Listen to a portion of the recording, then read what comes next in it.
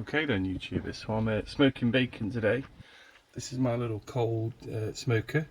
It's got some beech and maple. I've put maple on top. It's going to burn around in a circle, so maybe about 4 hours, we'll see. Tea light to start it off, and I used to use a little pen lighter to keep it going.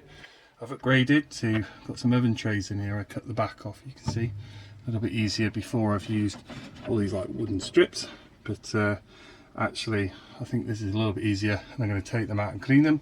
So after about a couple of hours I'm going to turn them over and do the other side. So there you go. So cold smoking your bacon, really simple, in an Ikea cupboard. And this bit here, these are attached by the little holes. So hold on, you can't see that, there's little holes. So the little holes there are those bits that push in for your shelves. Well, I just drilled some holes in wood and I can move them around, so it's really scalable.